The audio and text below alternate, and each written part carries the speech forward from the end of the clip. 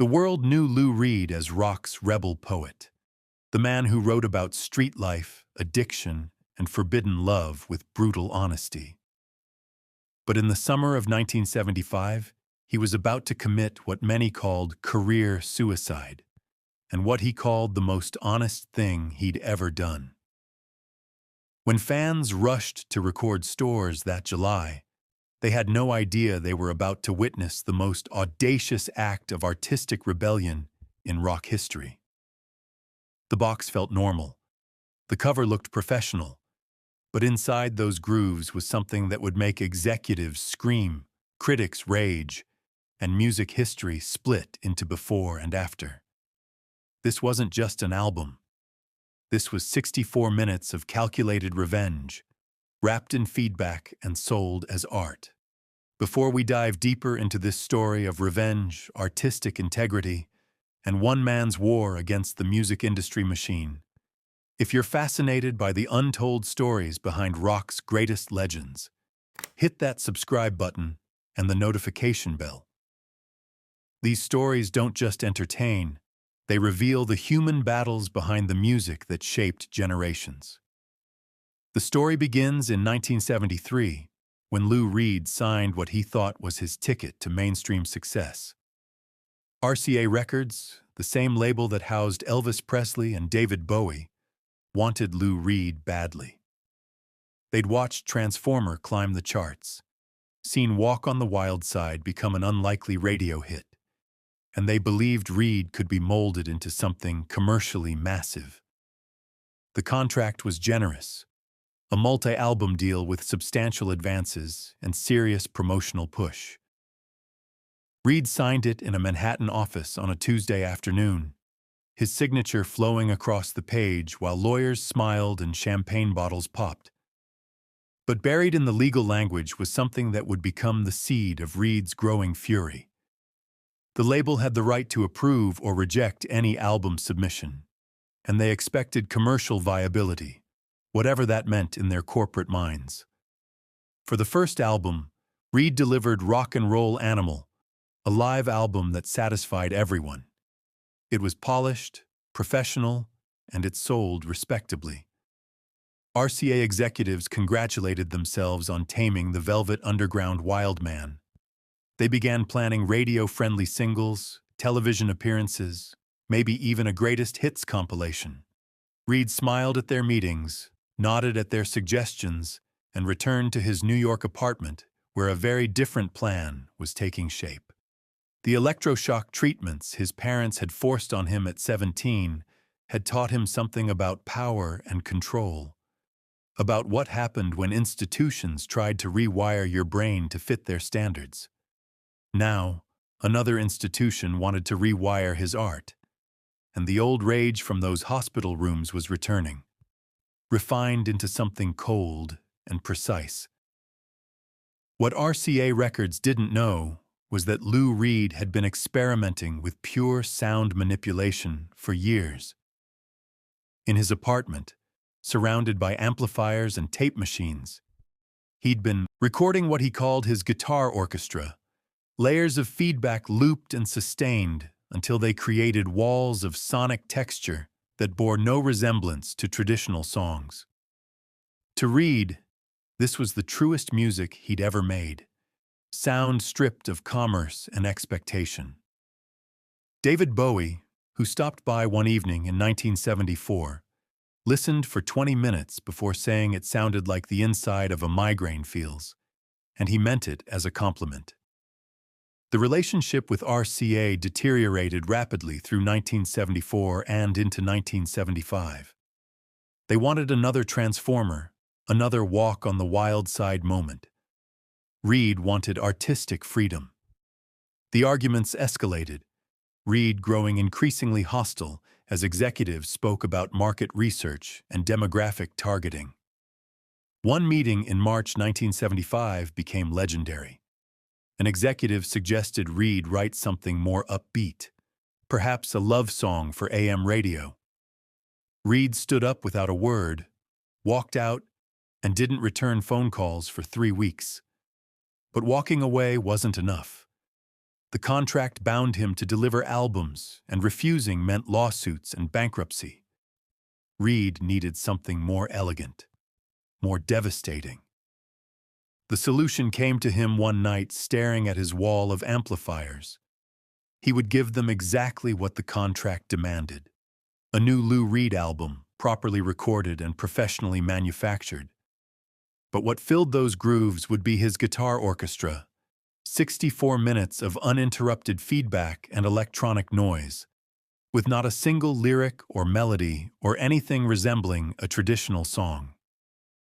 The recording sessions took place in April 1975 at a Manhattan studio whose owner owed Reed a favor.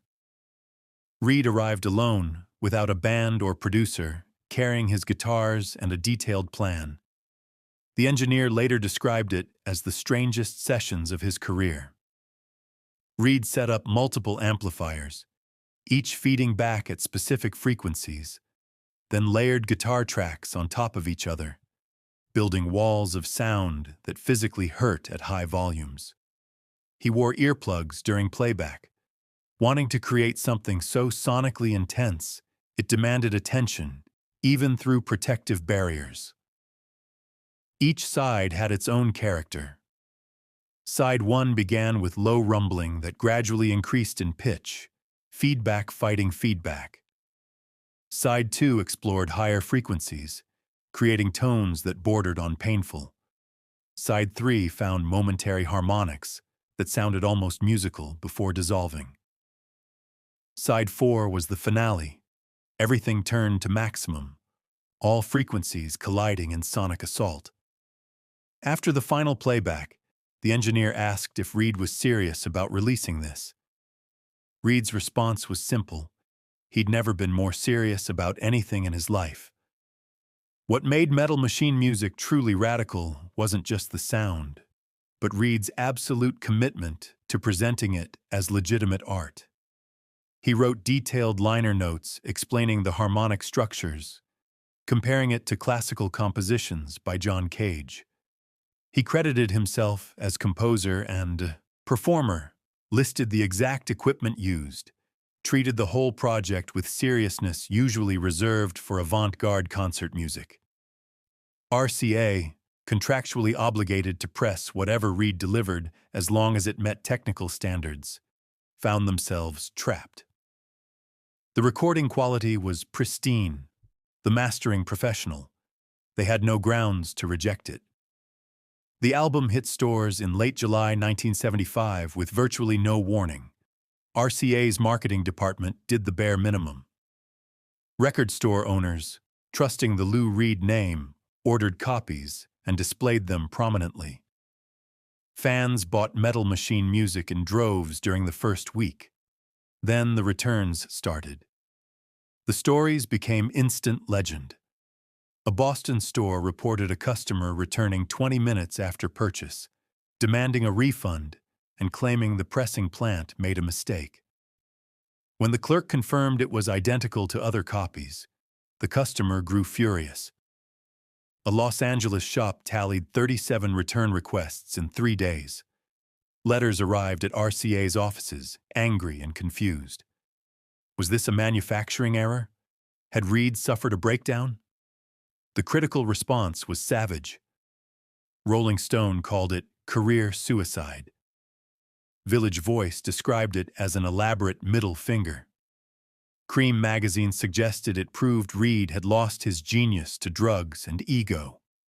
Even experimental music defenders struggled to find anything redeemable.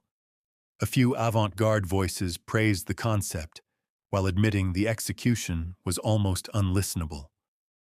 And through it all, Lou Reed remained silent, offering no apologies, no explanations beyond the liner notes. RCA's response was swift. Within 2 months, they pulled Metal Machine music from distribution, an almost unprecedented move. The album disappeared from stores, was deleted from catalogs, essentially erased.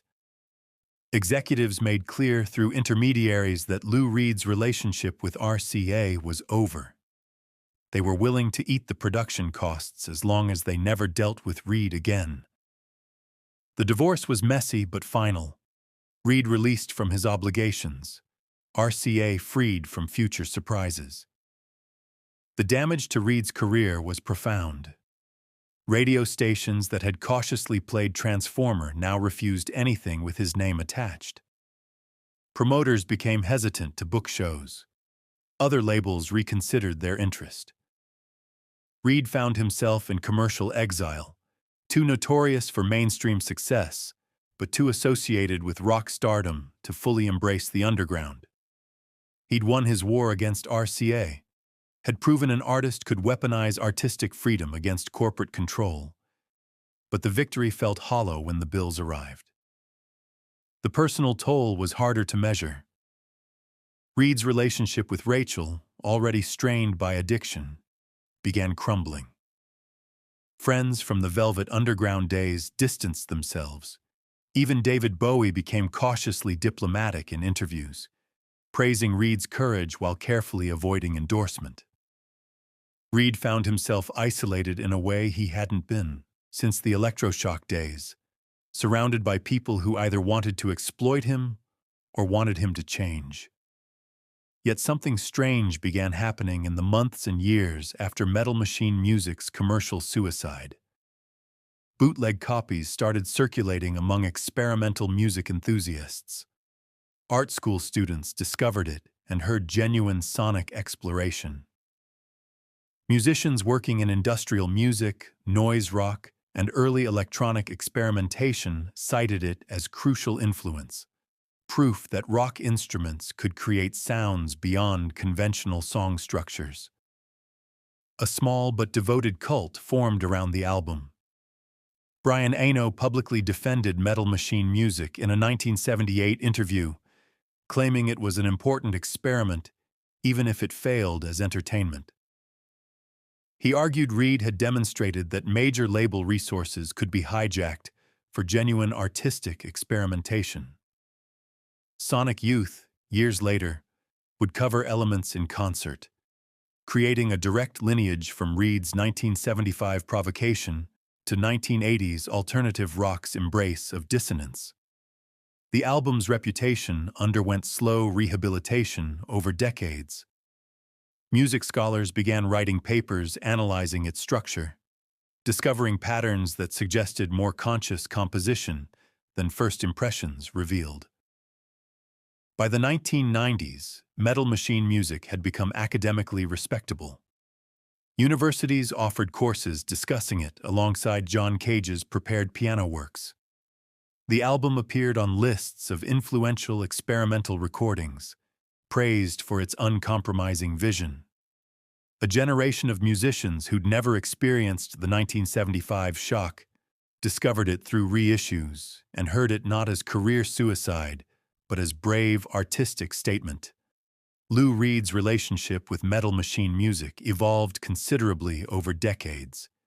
In interviews through the late 1970s and 1980s, he was defensive, sometimes claiming it was exactly what he'd intended, other times suggesting critics lacked sophistication.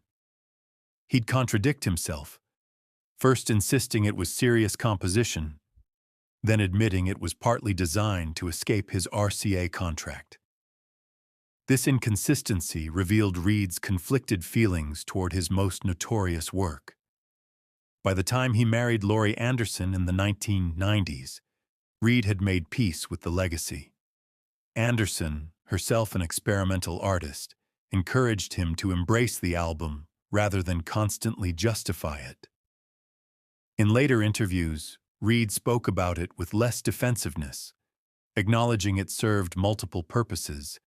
It was genuine sonic exploration, contract rebellion, and artistic statement simultaneously. In 2000, Reed actually performed Metal Machine Music live in Germany with a rock quartet. Reviews were more respectful than 1975's savaging, acknowledging Reed had earned the right to revisit his most controversial work. The audience, self-selected fans who knew what they were attending, listened attentively, some even dancing to the feedback walls. Reed seemed genuinely happy during those shows, perhaps relieved, to finally share this music with people who came specifically to hear it. The Metal Machine music incident changed how record labels approached contracts with difficult artists.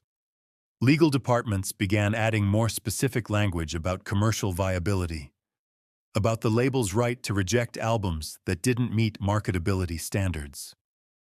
Some contracts started including clauses specifically preventing Reed-style sabotage, requiring artists to deliver music within certain genre parameters. The freedom Reed had exploited was quietly closed off.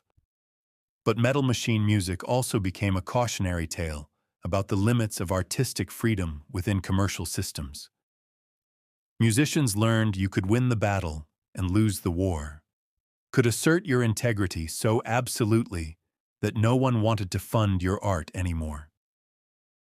Yet for some musicians, it became a goal rather than a warning. The idea that you could use a major label's resources to create something so uncompromising held tremendous appeal for artists who saw themselves as saboteurs rather than entertainers. When Lou Reed died in October 2013, obituaries struggled with how to discuss Metal Machine music in context of his legacy. Most called it his most controversial work, a fascinating failure, an experiment that proved his commitment to artistic freedom. Rolling Stone, which had savaged it in 1975, now praised Reed's courage, framing it as evidence of his uncompromising vision. The Guardian called it the moment Reed chose to be an artist rather than a rock star. Laurie Anderson, in interviews after Reed's death, spoke about his complex feelings toward it. She said he was proud and embarrassed simultaneously. Proud he'd had the courage to release it. Embarrassed some thought it was just noise. He'd listened to it occasionally in their home, hearing things in the feedback that still surprised him. Anderson suggested Metal Machine music represented something essential about Reed's character, his absolute refusal to be told what his art should be. The album's current status is perhaps its strangest transformation. Original 1975 pressings, once returnable for full refunds, now sell for hundreds of dollars to collectors. The music itself remains challenging, arguably unlistenable to most audiences, but its historical significance is undeniable. Metal Machine music stands as the moment when rock music's boundaries were tested to destruction, when an artist used his commercial platform to create something so aggressively anti-commercial that it redefined what was possible. Whether Reed intended it as revenge, art, experiment, or all three, the result was the same. A 64-minute statement that artistic freedom means nothing if you're not willing to sacrifice everything to defend it. In the end, Metal Machine music accomplished exactly what Lou Reed intended. It freed him from RCA Records, proved his artistic seriousness to the experimental music community, and established once and forever that he couldn't be controlled by industry expectations. The 64 minutes of feedback cost him commercial viability and millions in potential earnings. But it bought him something he valued more: the absolute knowledge that he'd never compromised, never bent, never let the system rewire his artistic brain the way electroshock had tried to rewire his actual brain decades earlier. For Lou Reed, that was worth any price. And in the decades since, Metal Machine music has proven him right. The album people couldn't listen to became the album they couldn't stop talking about. The commercial disaster that secured an artistic legacy. The revenge that transformed into respect. Lou Reed wanted to be free, and he was willing to blow up his career to get there. That's not career suicide. That's an artist willing to die for his art, and somehow finding immortality in the process.